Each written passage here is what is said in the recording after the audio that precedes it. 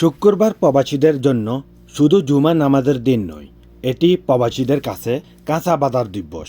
নামাজ শেষে মসজিদের সামনে অস্থায়ী কাঁচা বাজার যেন একটুখানি স্বদেশ কিছুই দেখার সুযোগ এনে দেয়।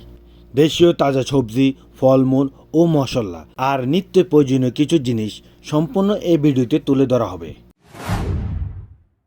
আসসালামু আলাইকুম, সবাই কেমন আছে? আজকে আরবি নতুন বছরের দ্বিতীয় দিন, প্রথম জুমা। রওনা হলাম মসজিদের দিকে। আমার বাসা তিনতলায়, তাই সিঁড়ি দিয়ে আস্তে আস্তে নিচের দিকে নামিয়ে আসি। এই সেই কাল হাসান, যার খানা ঘুম কোনো চিন্তা নাই। এই প্লাডের যতগুলো খানা আছে তিনি একাই খেয়ে ফেলে। বাইরের অবস্থা দেখে তো আমি পুরো অবাক। হয়তো আজকে 42 ডিগ্রি তাপমাত্রা হতে পারে। মোবাইল দেখে বুঝতে পারলাম আসলে 42 ডিগ্রি তাপমাত্রা। এই তাপমাত্রা আমাকে রাস্তা দিয়ে যাওয়া সম্ভব না, তাই আমি বিল্ডিং এর পাশ ধরে হাঁটা শুরু করি। এই রোদে চায়া দিয়ে হাঁটা অন্যরকম একটা অনুভূতি আসে, যা সামনের এই ব্যক্তি উপভোগ করতে পারে। এই অনুভূতিটা বেশিক্ষণ থাকবে না, 1 মিনিট পর এই অনুভূতিটা শেষ হয়ে যাবে। এটা সে জায়গা যেখানে নামাজের পরে মানুষের মেলা বসে। মানুষকে দেখে আপনার মনে হবে সবাই হয়তো বাজার করার জন্য মসজিদে আইছে। সামনের এটা পাকিস্তানি, তাকে পরিচয় দেওয়ার প্রয়োজন হয় না, কারণ তার পিন্ধনে বড় একটা পায়জামা আর একটা পাঞ্জাবি দেখলে বোঝা যায় সে যে পাকিস্তানি। এই জায়গায় এখন মানুষ শূন্য হলে কি হবে? নামাজের পরে সবাই হেডফোন ব্লুটুথ কেনার জন্য এখানে ভিড় জমাবে।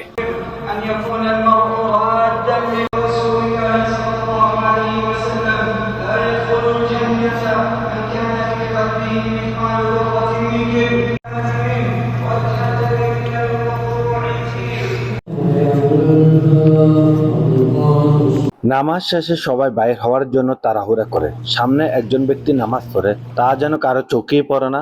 নামাজ শেষে সবার গন্তব্য এক থাকে না। কেউ কর্মস্থলে রওনা হয়, কেউ বাসার দিকে, আবার কেউ এখানে কাঁচা বাজার কেনার জন্য ব্যস্ত হয়ে থাকে। তিনি হলেন ইয়ামিনী। তিনি 5 রিয়াল করে আতর বেচেন। স্যাম্পল হিসাবে হাতে একটু একটু দেয়, যার পছন্দ হয় সে 5 রিয়াল দিয়ে কিনে নেয়। মসজিদে প্রবেশ করার সময় এই জায়গা সম্পূর্ণ মানুষ খালি ছিল। এখন মসজিদ থেকে বাইরে হয়ে দেখি চারপাশে মানুষের ভিড় জমাইছে। কেউ হেডফোন, কেউ ব্লুটুথ, কেউ মানি ব্যাগ, মোবাইলের যাবতীয় সামগ্রী এখান থেকে সবাই কিনে। এখানে কম দামে সবকিছু কেনা যায়। নামাজ শেষে সবাই মসজিদ থেকে এদিকে আসে কাঁচা বাজার করার জন্য।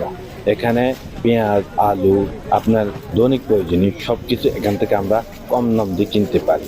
এখানে যে সবজিগুলো যে অবস্থা, লাল শাক, পুঁই শাক এবং কি পালং শাক, ভেন্ডি, মরিচ যেভাবে পালা রেখেছে, মনে হয় না এখানে বিন্দু পরিমাণ দাম আছে।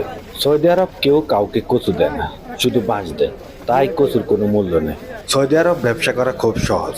আপনি একটা বস্তা বিছায় সবগুলো ঢালে দিবেন, যার প্রয়োজন সে বাছে বাছে নিবে। এই দিক দিয়ে এবার পুঁইশাক নিতে ব্যস্ত, তার বামে ফুলকপি, বাঁধাকপি, মরিচ, ক্যাপসিকাম। এদিক দিয়ে যদি আসি, এখানে কাঁচা পেঁপে, পাকা পেঁপে, সাথে লম্বা বেগুন, সাথে রয়েছে এদিক দিয়ে গোল বেগুন, সাথে ভেন্ডি, জালি, মরিচ, সাথে এক ভাই ওই দিক দিয়ে একজন টমেটো নিতে আছে। এদিক দিয়ে আসলে আমরা দেখা যায় লেবু, সাথে এদিক দিয়ে রসুন। ওই দিক থেকে এদিকে আসি, দেখি তো পুরো এক গাড়ি লাগাতো, পুরো দোকান। গাড়ি বেড়া যেভাবে সাজায় রাখছে, আলু, বেগুন, আপনাদেরকে এদিক দিয়ে আসে দেখাই গাড়িটার কি অবস্থা। আপনারা যদি দেখেন পুরো গাড়ির মধ্যে কি করে রেখেছে, পুরো গাড়ির বাকলা বানাই। সামনের এই ব্যক্তি ইন্ডিয়ান। তিনি ডাল জাতীয় যত রকম আইটেম আছে সবগুলো তিনি এখানে বিক্রি করেন। आइयो 5 रियाल है भाई, 5 रियाल। आजा भाई दाल को तो गिरा चना कैसे दिया? 5 रियाल है भाई। ये 5 रियाल है। कितना है ये?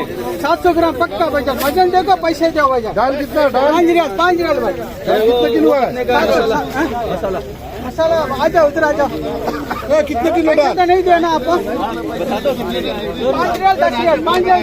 শুধু ডাল না, এদিকে আসলে দেখা যায় তেজপাতা, লং, এলাচি, দারচিনি। এত পরিমাণ মানুষ, তাই এই ছোট জায়গায় 2 জন দোকানদার। এখানে সবাই ব্যস্ত, কেউ বাজার করা নিয়ে আর কেউ বাজার ঘুরে ঘুরে দেখা নিয়ে।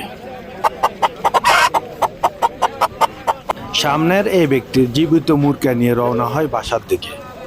এগুলো দেখতে দেখতে নিজের জন্য সবজি নিতে ভুলে গেছি। সামনে আসি কাঁচা মরিচ, টমেটো, ভেন্ডির সাথে শসা তো লাগবে। এগুলো নিয়ে রওনা হয় বাসার দিকে।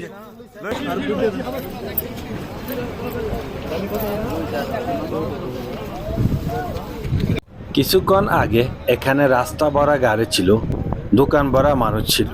20 মিনিট ব্যবধানে রাস্তা যেমন গাড়ি শূন্য, দোকানগুলো হয়ে যায় মানুষ শূন্য। এখানে 30 মিনিট ঘুরে নিজের প্রয়োজনীয় টমেটো, লাউ এবং শসা নিয়ে রওনা হই বাসার দিকে।